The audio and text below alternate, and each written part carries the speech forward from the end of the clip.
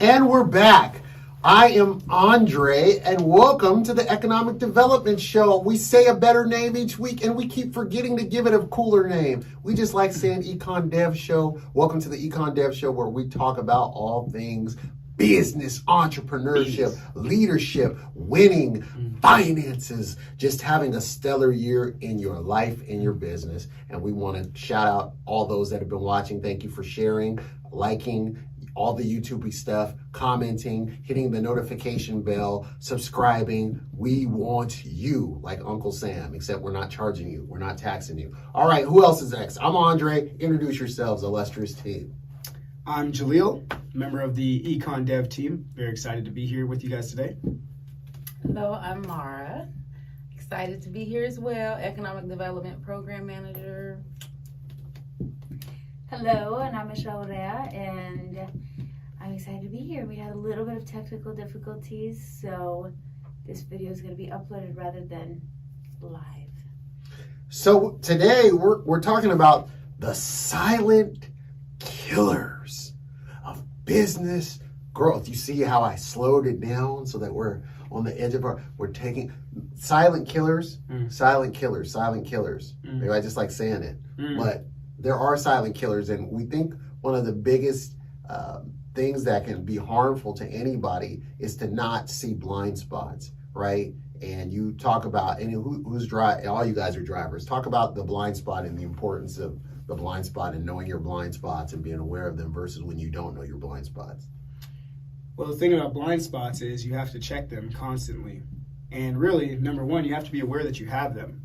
Because if you decide to turn into the next lane without knowledge of your blind spot, boom, that's an accident. Someone could be in that little corner where your peripherals aren't going to see, and then bang, you got an accident. So we're going to help you acknowledge your blind spots. So first and foremost, you're going to become aware of your blind spots in business after this video. And so awareness is step number one, and then you can address it. And we're going to show you how to do that by the end of this video as well. Let's go.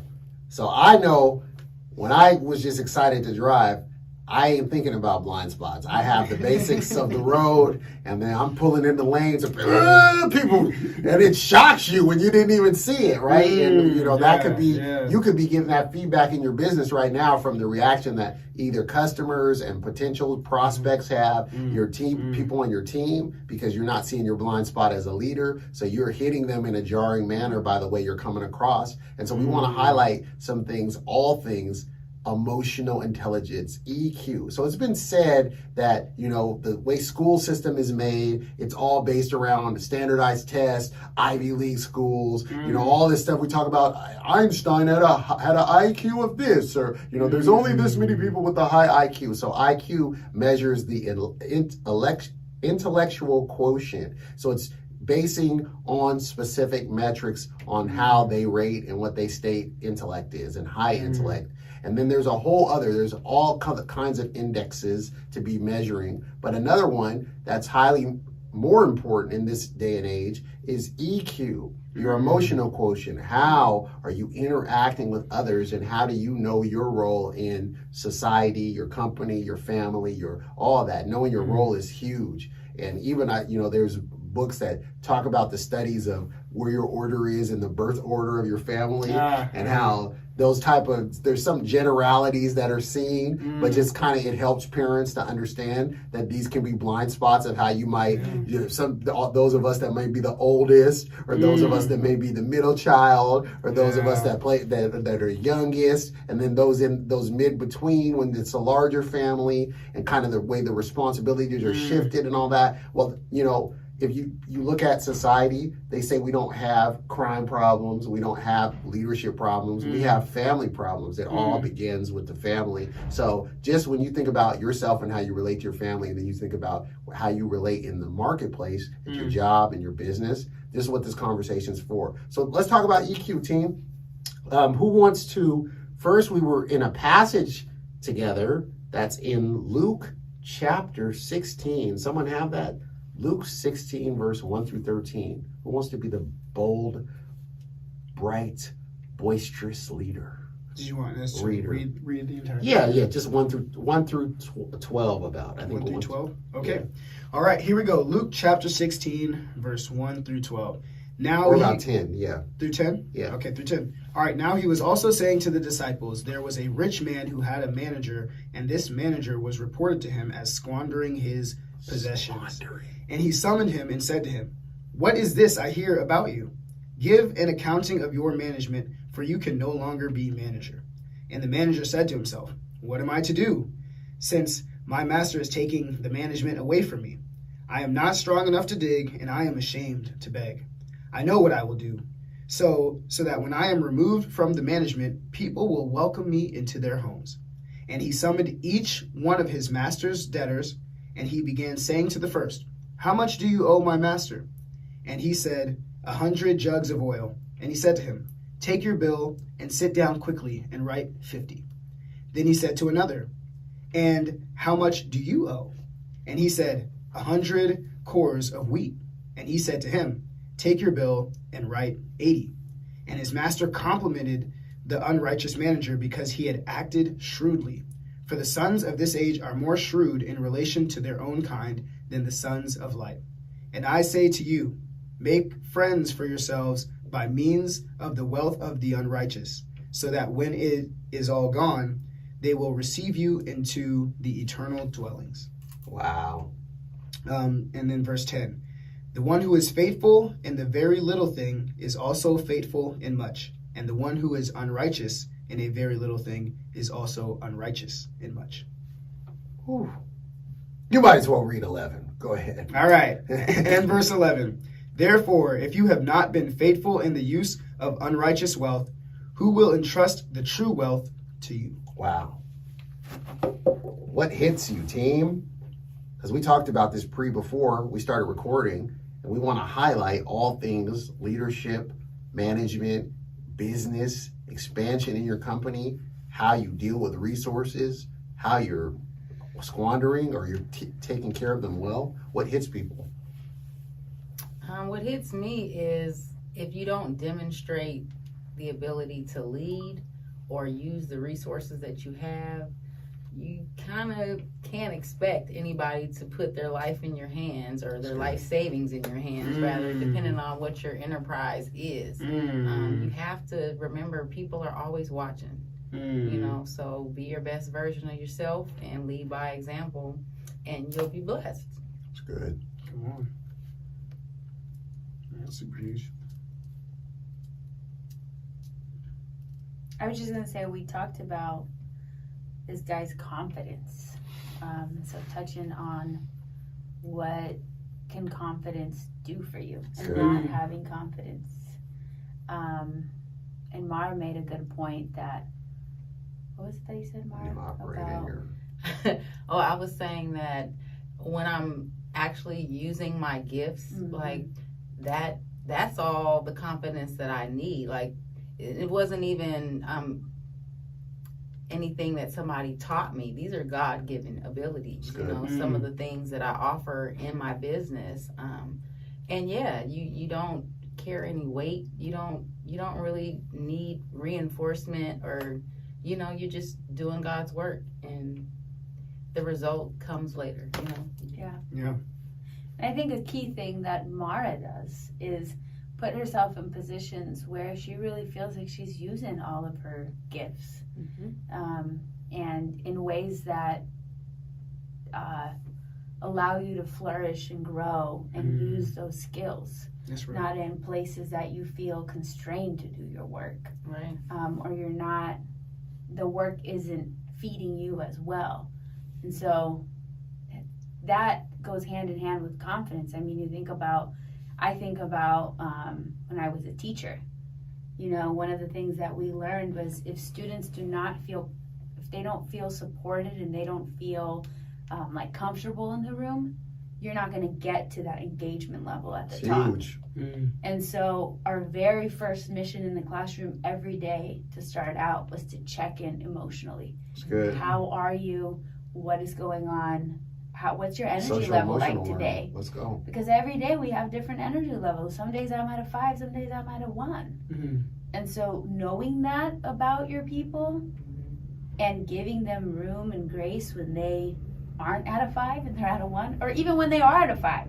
How to support them at a 5 is just as important how to support someone at a 1. And knowing to support people at those different places That's good. is key. That's good. So you're talking about emotional intelligence right there. You highlighted the guy's confidence.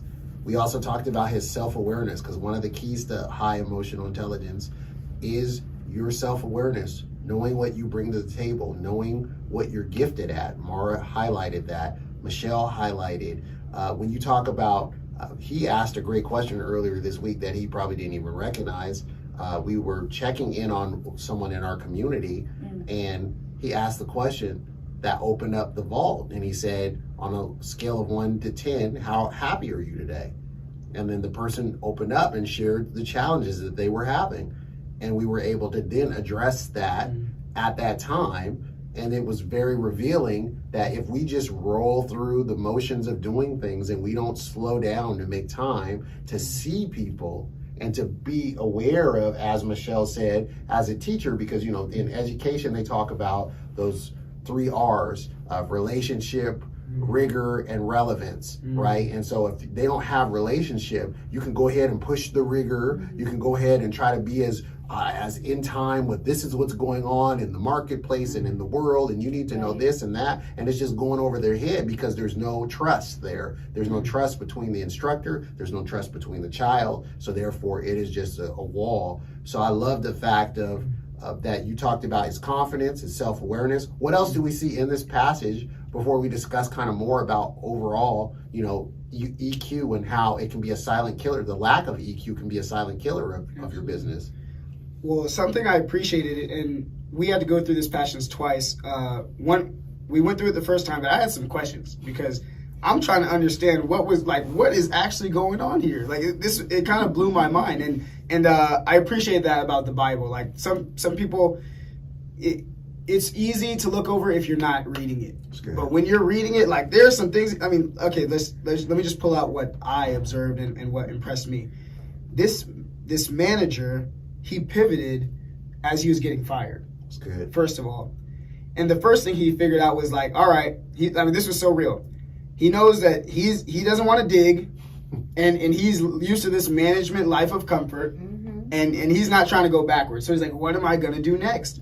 Well, he realizes that there are people that owe his master something, debtors, right? And so it's all this debt is great. Oh, you owe, if I'm going into it, this first guy owed him 100 jugs of oil. Hey, it's great that you're owed 100 jugs of oil, but do you have 100 jugs of oil?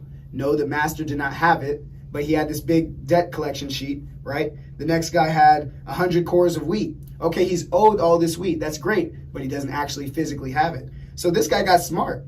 He literally said, hey, you know what? Let me help my master. So on my way out, instead of like kicking the can and cussing out my boss for firing me, let me find a way to add some value to him and then create some favor with these other people so that they'll welcome me into their home. That's emotional intelligence. Yes. He knew that if I can solve a problem for my master and for these people that are in debt on the way out, there's going to be an opportunity for me in my next move. That's good. So instead of, that's emotional intelligence. Yes. Right? He didn't blow up. He showed up. Huh? You like that? Okay, come on. So he does this thing, cuts the debts in half. Now they're happy. So if they're going to be like, oh, wow, this guy, he literally cut down my debt. Oh, he's getting fired. I want him on my team. Yep. Because if he could figure that out for the master, and then the master's like, you just got me my money back, or at least most Some of it. Yeah. And which if he wasn't collecting anything. Which he wasn't That's why collecting. he's getting fired, is because he's about to get fired. That's what it says. It says, come give an account. And he's like, I haven't been doing right by this. I haven't been collecting on these accounts, so I need to do something. And then he knew, as he said, he assessed the situation, because it's all about assessment. First, looking inwardly. So we talk about leadership. We talk about our personal leadership. How am I? Am I showing up? He knew, I'm too weak to dig. Maybe he just didn't want to dig, right? It's like the implication, I'm too weak to dig. Yeah. And I definitely ain't going to be begging. Because he was like, I was managing. I'm not going from being a manager to being a beggar. So he's like, let me win friends and influence people. Let me look at the shrewdness of how I can assess what they got. Dale Carnegie, How to Win Friends and Influence People. Okay. So look at I think when we're talking about a silent killer of business, it's not knowing what it is and how you manage, whether well or unwell. And Bill Gates and the Gates Foundation, and no matter what people's opinions are of different things, I can play the Powerball I can hit the Powerball. I'm 20 million. I won $200 million, and they follow the people, and what ends up happening? Team. What happens to the people typically in a short Usually amount they of time? lose all of the wealth in about 2 to 3 years. And then be in debt. Cats be in debt. They lost it all, and then they owe some. And you be like, how did you burn through? Well, what made us think that it was going to solve? It's not a money problem. Yeah. The money wasn't the problem. It was the mindset that they had. It was the inability to know that I'm not, and that's self-awareness, is to know do I manage well currently? How how self-regulate? That's one of the key components in the article that we're going to highlight. What's the name of the article, by the way? The title of the article: Emotional Intelligence in the Workplace, What You Should Know. Nice. So shout out to leaders.com. This is a good article on there. But self-awareness is one of the key components of emotional intelligence. So I love how this man was, because I didn't get it as well. I asked my uncle, who taught me so much about the kingdom, and he was in the marketplace actively, and he pointed this out to me of saying, you got to understand why Jesus commends this is because there's a principle of learning how to do commerce in this world system. You don't have to be unscrupulous and dishonest. He's not pointing out anything about dishonesty. He's pointing out that the man was aware and he understood how to do business shrewdly so that he can continue on in business. He was able to, the master was able to be like, man, I commend you. You was, bro, I was about to fire you when you come back with repayments. Come on. You know, you came back and collected on some accounts. You got something where you had nothing before. Come on. So highlight, what are your thoughts, guys, on the article, or just EQ, Well, so I'm really glad that you started with the analogy of driving and the blind spots, because I was thinking about something, and when we're driving, especially when you're first learning to drive, all you're thinking about is your destination. Okay, I'm in here, I'm excited, I finally got independence and freedom. Just driving and nowhere. let me just go somewhere, all right? So you got the destination in mind, you're driving. As you mature, you have more experiences on the road, it's really learning to look at your peripherals is really the skill, and that's the skill that's going to end up saving your life. And so in business, you have the goal of making your money, hey, I want to make X amount by the end of the year, the end of the month, the end of the week, whatever that lag measure is for you. However, the EQ, so the IQ I would say is the destination, but the EQ is the peripherals. It's being able to check your blind spots, or at least have awareness of that. And when you can systematize that process for yourself, part of that is self-regulation. That's good. Being able to see, all right, am I on a team? How are they doing today? Doing that personal check-in. How am I doing today? Am I showing up as my best self? Is something in my personal life affecting how I'm showing up for my customers? Am I open to feedback, whether that's positive or negative? Can I take it constructively or not? Do I have an ego issue? Because if you have an ego issue, someone could be telling you something that could change the life of your business. But if you know it all, or maybe you're going through a lot and you're so on edge that you can't absorb anything, or maybe you want to take it as like, oh, they're talking about me. You take every constructive criticism personally, as if it's an attack. Monica said, "Don't take it personal." Don't take it personal. Okay, that's probably one of them. I have a question. What are some strategies that entrepreneurs can start doing to actually be checking their peripherals? If we're talking about this analogy. I mean, you just said 20,000 questions you could ask yourself. But do you do this every month? Do you have It's staff daily. meetings? It's daily. Do you have check-ins? Like, what are the things that people can put into their business models where this So- is something that they're transforming and doing? So it's internally every day assessing where you're at, and then also in your relationship of how you interact with your teams. That could be quarterly, weekly. That could be check-ins. That could be so it's you. There, it's when we put systems in place, and we've seen this. What you don't measure will not grow. And so if there is no measuring of, and he used that word, that's a huge loaded term, self-regulation. That's in the article, talks about how are you regulating your emotions? How are you, when you deal with conflict, how do you deal with it? When you deal with offense, I'm offended at someone in the way that they interacted with me on my team or in a meeting or in the broader scope of things. How do I deal with disappointments? How do I deal with setbacks? How do I deal with when there's a lack of clarity? How do I come and make sure that we can be on the same page and be clear and still persist to the same goal? How do I be resilient and bounce back? How can I be supportive? How can I celebrate and champion others and lift others up rather than just lifting myself up? We have one of these boards that I serve on. We read this prayer, and in the prayer, it's a pre-written prayer, but we read it every time we start our meeting because it says, one of the parts in there, it says, let me not try to hide behind all kinds of data to make myself look better. Let me not take credit for others' work to try to, let me give voice to somebody who is quieter, that is, and give and I'm like, wow, it's all of this selfless things that points to the areas that we could have a blind spot in. But every time we slow down and read it, and I might be thinking, we've read this 1,000 times.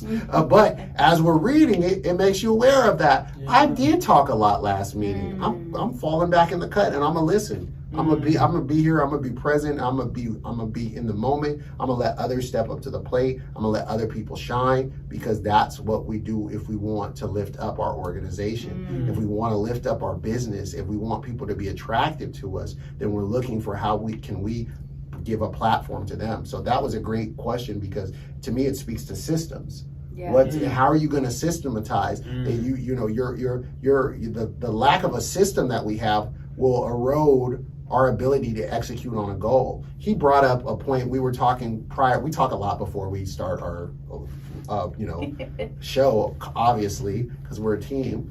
But he had pointed out about how in our Principles upcoming course, shout out to Principles, starting on January 29th, which is next Monday. Don't slough. That is Hop on 3 that. days? 3-4 days from now? Literally 3 days from now. So hop on that, get on, sign up right now. But in Principles, he talked about how we got to hammer home on mindset. How are we setting our mind? If we don't have the right mindset, if we do have the right mindset, we can be propelled, we can be stunted in our growth, we can be hindered, we can be retarded in our growth if we don't have the right mindset. Well, one thing I was going to say also, it's about clarity. It's not just about creating systems, but it's about creating clarity. That's good. So, and I made a voice memo of this morning because it just came to my mind. But it's like, if you do not, Shout out to sometimes, the self-voice memo. sometimes like I get stuck, but because the task at hand seems so daunting. Like it just seems big. Like it's a project that I really have to get through. But I realized, I said, this feels daunting because I didn't make a plan. I don't know what I need to do. I don't know what to expect. Haven't done anything. I've just been sitting here paralyzed. That's good. So I started by making a plan, and I shared it with the people that I'm working on this project with, and I had questions in there where I needed feedback, but I took that first step. I know what to anticipate next. Once I get that information back, I know what to do next. That's good. But if I didn't make that plan and communicate that, I clearly communicated to the team of what I am doing, there's no progress that can be done. That's good. And so when you create these systems, I mean, that's part of my systems, making a plan. That works for me. That's good. Some people, they don't need to make a plan. They've been doing things for so long, they just go. Come on.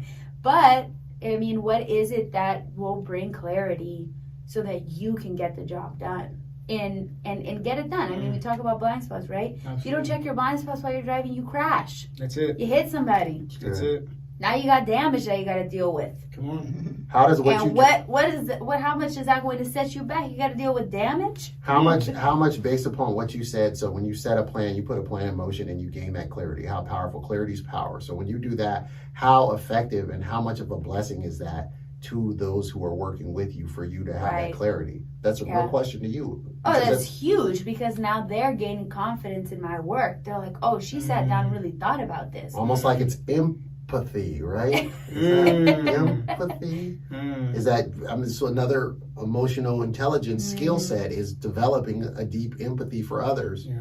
How are we seeing them? How are we recognizing? How do they work best? And how can we show up as our best so that they can do best? If we roll into meetings never prepared, we don't know what the agenda is, and we're wasting everybody's time because we're trying to figure out what the meeting's about as we're talking, Mm. everybody's frustrated. They're like, did they really summon us with urgency and you haven't even fleshed out what point number 1 is? Come on. Where are we going? Where is this vehicle going? Right. So that's an encouragement to our business owners Yeah. as we're on here is think about it. Do you have clarity?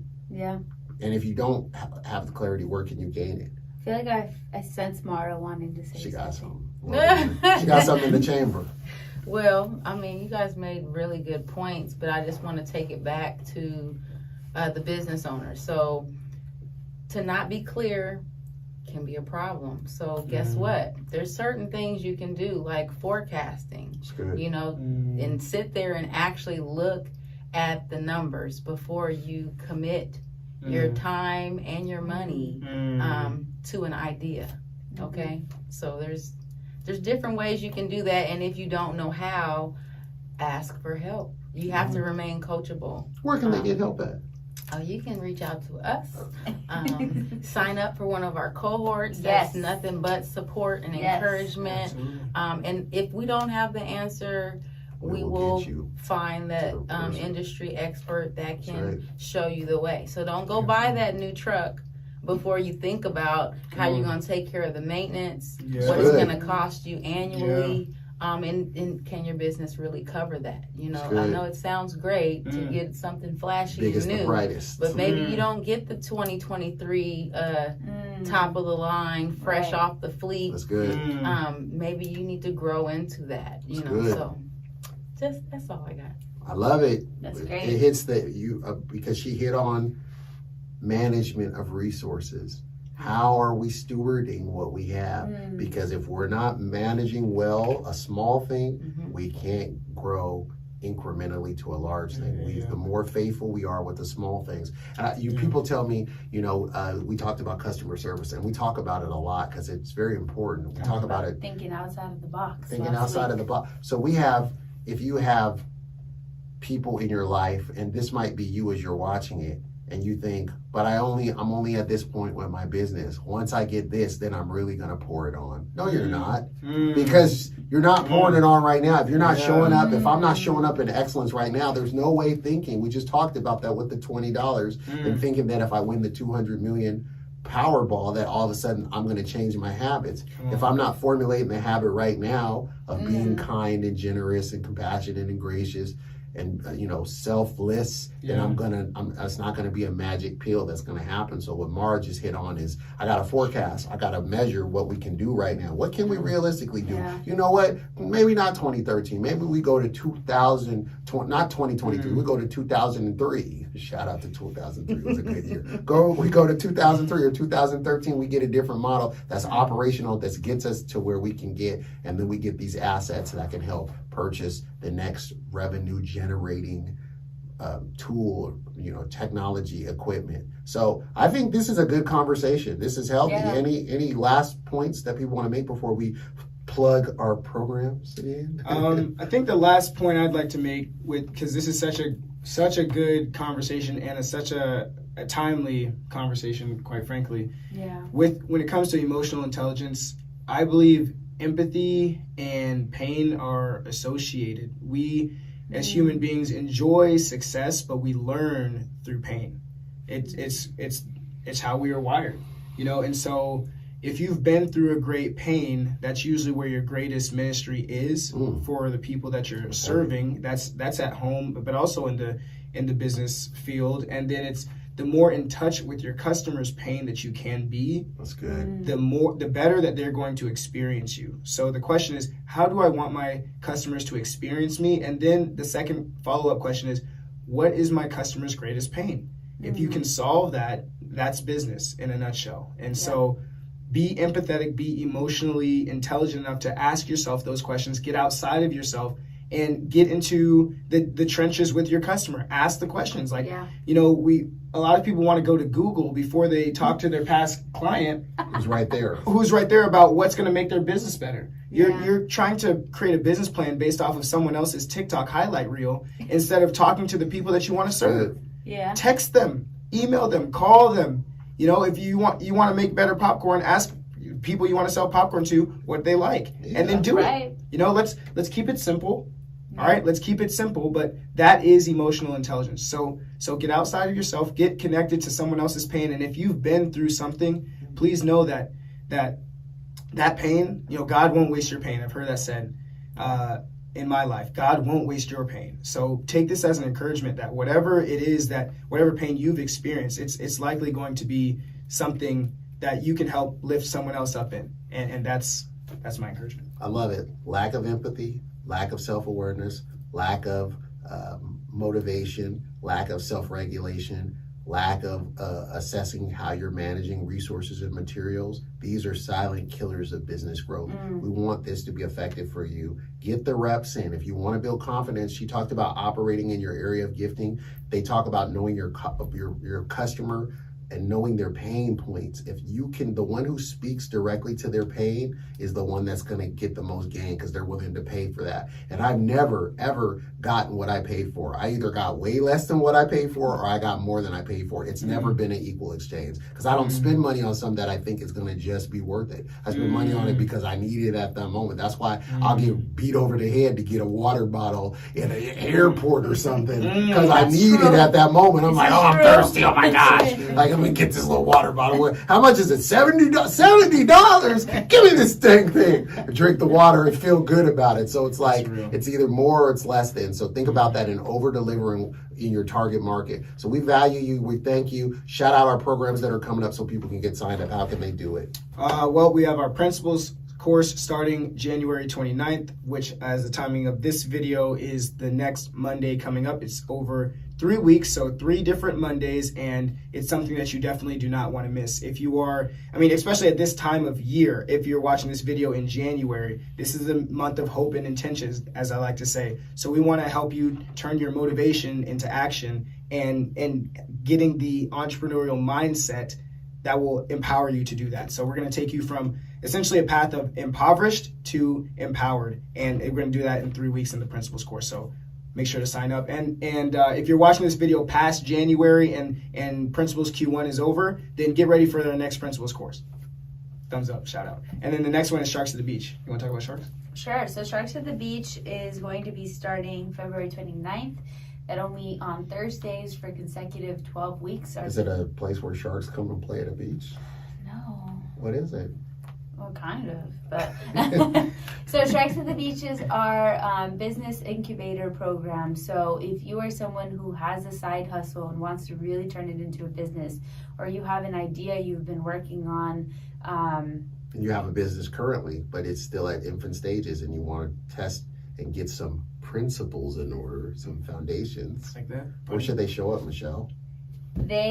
So you can visit our website, which is urbanimpactseattle.org, and if you go to the economic development tab under what we do, you will be able to find all of these. I see. You'll be able to find all of these programs with the dates and the links on where to apply and to register. So Principles is just, all you need to do is register and show up. Sharks at the Beach, we will be interviewing people. It is a lengthier application. It's application based, so Yes.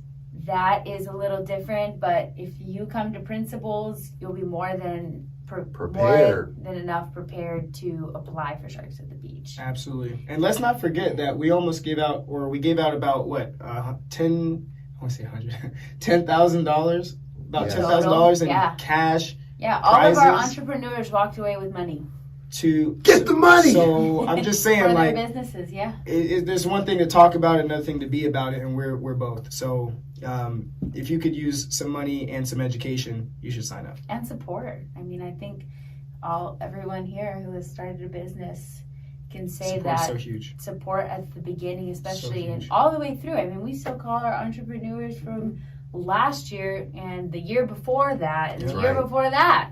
We still check Yeah. in with them and answer questions. So if you want to be supported and be part of a group of people who want to see you win, What are Yeah, you sign waiting up. for? Sign up right go now. to urbanimpactseattle.org, and I think it's /economic-development if you want to go straight to our page. But Shalom, you'll find shalom. it if you go there. We'll see you guys next week. Love, peace, and we don't want to get sued. That part's getting cut out.